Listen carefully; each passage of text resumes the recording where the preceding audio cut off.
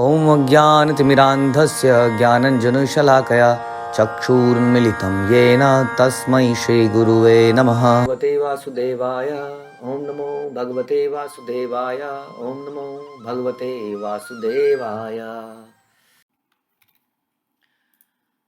श्रीमद् भागवतम पहला कैंटो अध्याय 15 श्लोक संख्या 24। तो हम वही प्रसंग फिर से पढ़ रहे हैं जिसमें कि अर्जुन भगवान युधिष्ठिर को भगवान के और यदुवंश के चले जाने के बारे में बता रहे हैं और बता रहे हैं कि किस प्रकार सड़े हुए चावल की शराब पीने से यदुवंश के लोग आपस में लड़ गए और मर गए और कुछ ही बचे हैं। तो आज इस श्लोक में वो बताएंगे कि ऐसा क्यों होता है। प्रायेण एतत् भगवता ईश्वरस्य विचेष्टितम् मिथा निघ्नन्ति भूतानि भावयन्ति च यत्मिथा। वास्तव में ये सब भगवान की इच्छा के फलस्वरूप है। कभी कभी लोग एक दूसरे को मार डालते हैं और कभी कभी एक दूसरे की रक्षा करते हैं। It is all planning of Krishna. Depending upon हमारे संसार में असंख्य जीवात्मा है और उस असंख्य जीवात्माओं के असंख्य कार्मिक रिएक्शन है। यानी कि कई जन्मों में उन्होंने बहुत सारे काम किए हुए हैं और उन कामों के बहुत सारे रिएक्शन हैं। गहना कर्मणा गति कहते हैं। बड़ा मुश्किल है कर्मों की गति को समझना। किसी व्यक्ति ने कहीं चोरी करी होती है, उसका फल मिलना होता है। किसी ने किसी को यहाँ लूटा होता है, उसका धन गुमना होता है। किसी को चोरी करने का है। अलग अलग चीज़ों को एक साथ भगवान मिलाते रहते हैं और एक कॉम्बिनेशन बनाते रहते हैं। इसलिए इसका रिएक्शन उसका रिएक्शन मिक्स करते हैं और दोनों का काम हो जाता है। ऐसे अनेक कॉम्बिनेशन बनते रहते हैं। तो it's all planning of Krishna हमारे कर्मों के अनुसार। ऐसे नहीं है भगवान व्हिम्सिकली कुछ कर रहे हैं, लेकिन भक्तों के जीवन में भगवान सारे रूल्स को हटाते हुए खुद ही एडमिशन खुद ही ऑपरेशन करने लगते हैं। भक्तों के जीवन में भगवान विशेषता कार्मिक रिएक्शन ना देखे अपना हस्तक्षेप करते हैं। जैसे राजा परीक्षित के जीवन में उनके दिमाग में कुछ ऐसा आ गया कि उन्होंने एक संत पुरुष के गले में सांप रख दिया। तो ऐसी घटनाएं भक्तों के जीवन में भगवान की विशेष प्लानिंग होती है। नहीं तो भगवान anyway Krishna is all doing all the planning based on our karmic reaction. तो इसलिए जो भी हो रहा है, यानी कि यदुवंश के लोग जो आपस में मरे वो वास्तव में शराब पीने से नहीं मरे, वो भगवान की लीला थी, क्योंकि यदुवंश को समाप्त करना था और लीला परायण का अब समय आ गया था। जलो कसाम जले यद्वत् महांत अदंति आणीयसः दुर्बलां बलिना राजन् महान्तः बलिना मिथ एवं बलिष्ठ यदुभि महद्भि इतरान विभु यदून वधुभि अन्योन्यम भूभारान संजहारः। हे राजन, जिस तरह समुद्र में बड़े तथा बलशाली जलचर छोटे मोटे निर्बल जलचरों को निगल जाते हैं, उसी तरह पूर्ण पुरुषोत्तम भगवान ने भी धरती का भाल हल्का करने के लिए निर्बल यदु को मारने के लिए बलशाली यदु और छोटे यदु को मारने के लिए बड़े यदु को भिड़ा दिया। तो प्रभुपाद बोलते हैं सर्वाइवल ऑफ द फिटेस्ट, यानी कि योग्यतम का बचे रहना। ये जो नियम है ये भगवान द्वारा ही बनाया गया है। इस प्रकार ऐसा संसार बनाया गया है कि ऑटोमेटिकली संसार चलता रहे। हम खाते हैं तो पौधे नष्ट हो जाते हैं। हमारे मल को खाने के लिए कीट पतंगे होते हैं। कीट पतंग मतलब कई कीटाणु होते हैं। उन कीटाणु को खाने के लिए छिपकली होती है माना, और छिपकली को खाने के लिए अलग अलग जीव हैं। माना किसी को सांप खाता है, सांप को गरुड़ मोर खा जाता है इत्यादि। आप देखते हैं कि एक जीव दूसरे जीव का जीवन बनता चलता है और संसार ऑटोमेटिकली चलता रहता है। हम कहीं पर कूड़ा फेंकते हैं, कूड़े को डिकम्पोज करने के लिए अलग तरह के कीड़े होते हैं। किस प्रकार संसार अपने आप बना रखा है भगवान ने। यहाँ पर डिस्पोजेबल सिस्टम अपने आप ही डिस्पोजल हो रहा है। हर चीज़ का चीज़ बन रही है, डिस्पोज हो रही है, बन रही है, डिस्पोज हो रही है, साइकिल चलता जा रहा है। तो इस प्रकार से भगवान इस प्रकार से लोगों को आपस में मिलाते रहते हैं, ऐसा कुछ रिएक्शन देते रहते हैं। हाँ, हर व्यक्ति का रिएक्शन समाप्त होता रहता है और ये सृष्टि चलती रहती है। तो भौतिक जगत का यही नियम है। भौतिक प्रकृति पर प्रॉब्लम क्या है? भौतिक प्रकृति पर प्रभुता यानी कि कंट्रोलरशिप, ओनरशिप जताने की जो हमारी प्रवृत्ति है, यही हमारे बद्ध जीवन का मूल कारण है। ये मेरा है, ये भी मेरा है, ये भी मेरा है, या ये मेरा नहीं है तो कल मेरा हो जाएगा, या ये मेरा है मैंने इसको बड़ी ईमानदारी से कमाया है। ये भावना भी माना कि आपने ईमानदारी से कमाया है, लेकिन वास्तव में आपका कुछ नहीं है। लेकिन हम उस पर प्रभुता जो जमाते हैं वो हमारे बद्ध जीवन का मूल कारण है। इस कारण से हम उसको छोड़ नहीं पाते, अपने से कहीं उससे दूर नहीं कर पाते, या मृत्यु के समय भी हमारे प्राण निकलते नहीं हैं। इसी कारण से ऐसी बनावटी प्रभुओं की सुविधा के लिए भगवान की भ्रामक शक्ति ने बद्ध जीवों में प्रत्येक योनि के अंतर्गत सबल तथा निर्बल की सृष्टि करके अंतर उत्पन्न कर दिया। एक को थोड़ा सा बलवान बना दिया, एक को थोड़ा सा कम बलवान बना दिया, उसको और कम बल बना दिया। तो ये इसके ऊपर प्रभुता जमाता है। जो थोड़ा सा ताकतवर है, जैसे स्कूल कॉलेज में होता है ना, कोई बच्चा ताकतवर है, वो वहाँ का दादा बनने की कोशिश करता है। मेरी बात मानी जाएगी। देखा ना पिक्चरों में, जेल में बैठा है और जेल में भी दादागिरी। फिर हमारे हीरो साहब एक दिन जेल में घुसते हैं, वो वहाँ के दादा साहब को पीट के रख देते हैं, अब ये नए दादा बन जाते हैं। तो आप दादा तभी तक हैं जब तक आपसे ताकतवर कोई नहीं मिल जाता। जब ताकतवर मिलता है तो आप फिर से मेमने बन जाते हैं। तो इस प्रकार से संसार चलता है कि एक दूसरे पर सब कुछ प्रभुता जताने में लगे हैं, और इसी तरह से जीवन एक संघर्ष बन जाता है।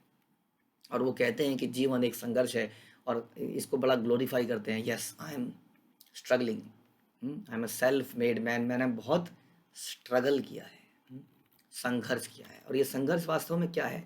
Survival of the fittest. बहुत लोग आए, मेरे दुश्मन बने, ऑफिस में मेरे लोगों ने बड़ा विरोध किया, मैंने जम कर काम किया, मैंने जम के मेहनत करी, मैंने इसको मुंह तोड़ जवाब दिया, आगे बढ़ा, ये कमाया, वो कमाया, फिर ये इकट्ठा किया, और इस प्रकार मैं खड़ा हो गया। यानी कि ये संघर्ष है। और इस संघर्ष में हमने किया क्या? हमने बेसिकली फाइट करी अपने सर्वाइवल के लिए। और ये क्यों किया हमने?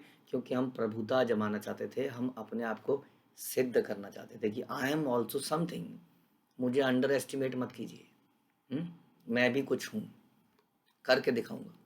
तो ये एक संघर्ष जीवन में निरंतर चला, और ये बहुत बड़ा इल्यूजन है वास्तव में। क्यों? क्योंकि आपने जो भी साबित किया वो वास्तव में शरीर के लिए साबित किया, एंड दिस शरीर is nowhere. Even if आप कहेंगे कि मरने के बाद आपके ऊपर एक सड़क में एक नाम लिख दिया जाएगा, लाला दिस थिंग, और सेठ दिस थिंग, और मिस्टर दिस थिंग, और chairman of this, and mister that, and mister that, आप कुछ भी यहाँ पर सड़कों पे नाम भी पड़ जाएगा, but what is the use of that? अगर हम अगले जन्म में एक कुत्ता, बिल्ली या कुछ और दोबारा से भी पैदा हो जाएंगे, तो कौन उसको रिकॉग्नाइज करेगा कि ये वही व्यक्ति है? और कौन उस सम्मान को आपको देगा जो पिछले जन्म में आपने कमाया था? कौन उस धन को देखा जो पिछले जन्म में कमाया था?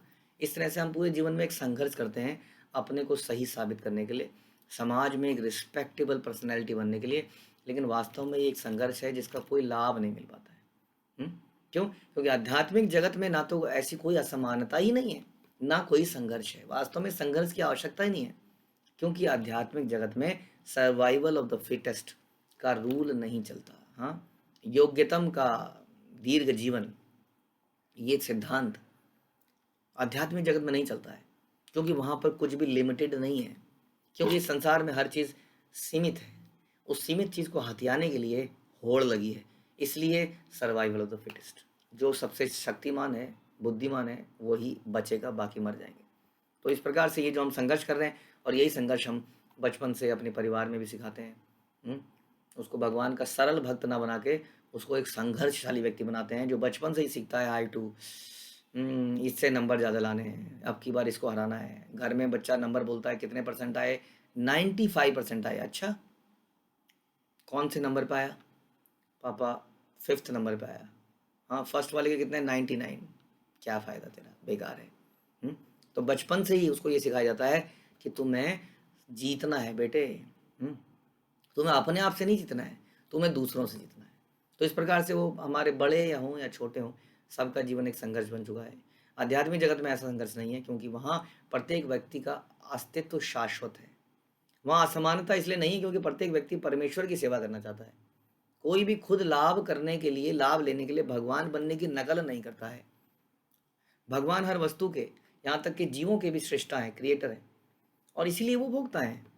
लेकिन भौतिक जगत में माया के जादू से पूर्ण पुरुषोत्तम भगवान के साथ यह नित्य संबंध भूल जाता है। हाँ, जैसे अभी हमने सुना, हम भगवद गीता में सुन रहे थे किस प्रकार से काम हमारी चेतना को छुपा देता है।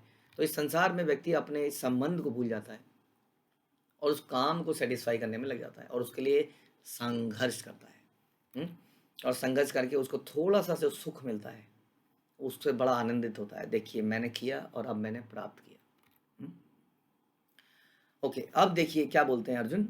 देश काल अर्थयुक्तानि हृतताप उपशमानि च हरन्ति स्मरता चित्तम गोविंद अभिहितानि में।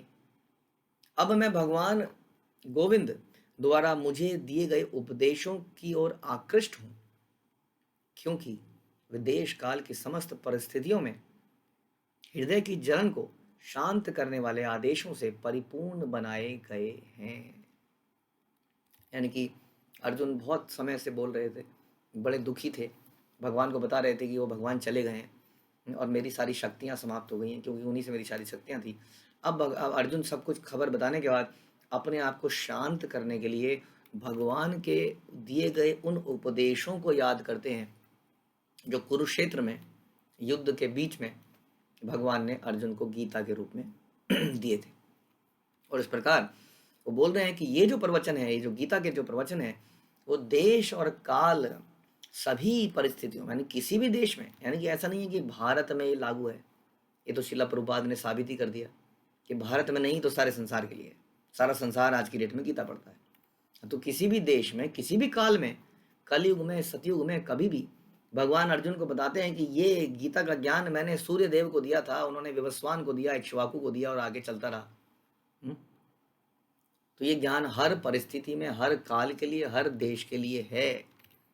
बच्चों के लिए नहीं है, बड़ों के लिए नहीं है, ये सबके लिए है वास्तव में। हाँ, तो इस हर काल की परिस्थितियों में हृदय की जलन को शांत करने वाले आदेशों से परिपूर्ण बनाए गए। ये हृदय की जलन को शांत करते हैं जो कि काम से, क्रोध से, ईर्ष्या से जल रहा है। इसलिए लोग जब सुनते हैं प्रवचन को तो कहते हैं हमें बड़ी शांति प्राप्त हो रही है। आप सुनते रहते हैं ना, हम, मुझे खुद प्राप्त होती है, आप सबको प्राप्त होती है, हम सभी को प्राप्त होती है। तो अर्जुन के मन में कुरुक्षेत्र के युद्ध समय स्थल में जो समस्या उठी थी, उसका समाधान हुआ था भगवद गीता की शिक्षाओं से। और अब जबकि भगवान पृथ्वी से ओझल हो चुके हैं, चले गए हैं, और अर्जुन को सारा पराक्रम चला गया है, तो भी वो भगवान की इन्हीं शिक्षाओं से वो सारे अपने अपने बैलेंस को लेके आता है। क्योंकि वो लोगों को शिक्षा देना चाह रहा था कि न केवल समस्त प्रकार के मानसिक कलेशों से सांत्वना मिलती है, अपितु संकट उपस्थिति होने पर भी बड़ी बड़ी कठिनाइयों से निकलने के लिए भगवत गीता से निराकरण किया जाता है। यानी कि Bhagavad Gita is a solution for everything.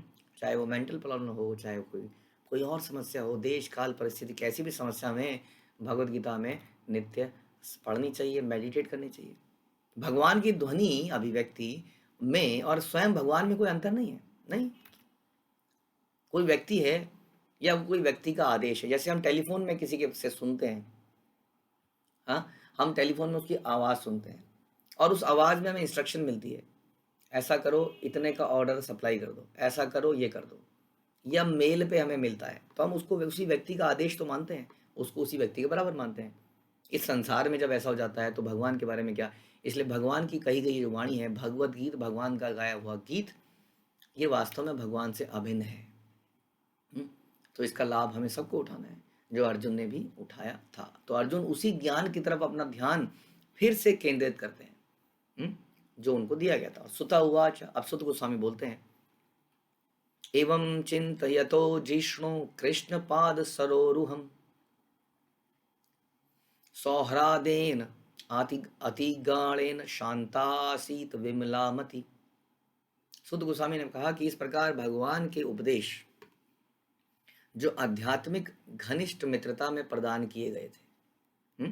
देखिए, उपदेश देने के लिए और लेने के लिए आपस में रिलेशनशिप होना बड़ा आवश्यक है। यदि हमारा कोई रिश्ता नहीं होगा तो उपदेश बड़ी जनरल सी चीज़ रहेगी। इसलिए कहते हैं कि जनरली ऐसे ही कहीं पर लेक्चर सुन लेना, कहीं टीवी पे, किसी यूट्यूब पे, उससे उतना लाभ नहीं होगा जब तक कि हम टीचर और स्टूडेंट की रिलेशनशिप में नहीं आ जाते। प्रायः गुरु शब्द को बड़ा भारी माना जाता है, आदमी घबरा जाते हैं, लेकिन एक टीचर और स्टूडेंट तो हर कोई है। हम लोग स्कूलों में पढ़े, आज भी हम कोई ट्रेनिंग लेने के लिए कोई टीचर को एक्सेप्ट करते हैं, ट्रेनर को एक्सेप्ट करते हैं। तो ट्रेनर और ट्रेनी का रिलेशनशिप होना बड़ा आवश्यक है। उन दोनों में रिलेशनशिप होना चाहिए, किसका, ट्रस्ट का, श्रद्धा का। जहाँ ट्रेनी ये ट्रस्ट करता है कि जो ट्रेनर मुझे ट्रेनिंग दे रहा है, he is the perfect person, he knows his subject matter, और ये मुझे ट्रेनिंग दे सकता है। ये टीचर जो मुझे पढ़ा रहे हैं ये इसमें परफेक्ट हैं, अपनी आचरण में जो मुझे सिखाने जा रहे हैं। और जब वो ये मानता है तभी उस टीचर की दी गई ट्रेनिंग को टीचिंग्स को वो सीरियसली लेता है। अदरवाइज कहीं पर चलते फिरते लेक्चर सुने हुआ उसका उतना प्रभाव हमारे जीवन में नहीं पड़ता। तो इस प्रकार यहाँ बता रहे हैं कि इस प्रकार भगवान के उपदेश जो कि घनिष्ठ मित्रता में प्रदान किए गए थे, जब अर्जुन को उन्होंने उपदेश दिया तो घनिष्ठ मित्रता में दिया, कॉन्फिडेंस में दिया। तभी बोलते हैं अर्जुन कि आप कार्पण्य दोष उपत स्वभाव, कि मैं अब कुछ समझ नहीं पा रहा हूँ, हे Krishna I don't know anything, अब मैं आपको आत्मसमर्पण करता हूँ, कृपया मेरा मार्गदर्शन कीजिए। तो अपने घनिष्ठ मित्रता में प्रदान किए गए थे और उसके विषय में सोचने में तथा उनके चरण कमलों का चिंतन करने में तल्लीन अर्जुन का मन शांत हो गया, समस्त भौतिक कलमश से रहित हो गया। जो अर्जुन इतनी देर से बोल रहे थे वो बड़े परेशान थे, रो रहे थे, जैसे ही उन्होंने भगवत गीता को ज्ञान फिर से मेडिटेट किया और भगवान के चरणों में मेडिटेट किया, त्यों ही उनका सारा कलमश, उनका सारा दुख समाप्त हो गया, उनका हृदय शांत हो गया, क्योंकि उन्होंने भगवान को फील किया कि भगवान जरूर इस संसार से चले गए हैं, लेकिन वास्तव में मेरे को भी तो इस संसार से जाना है, and ultimately I have to go back to Godhead, जहाँ मुझे भगवान की फिर से प्राप्ति होगी, जहाँ जाकर मुझे फिर से मृत्यु बुढ़ापा का सामना नहीं करना पड़ेगा। तो अर्जुन ने इस ज्ञान को रियलाइज किया जो हमें भी करना है। और इसी प्रकार भागवत हम प्रार्थना करते हैं कि ये हमारा मार्गदर्शन इसी प्रकार से करती रहे। ग्रंथराज श्रीमद् भागवतम की जय, श्रील प्रभुपाद की जय।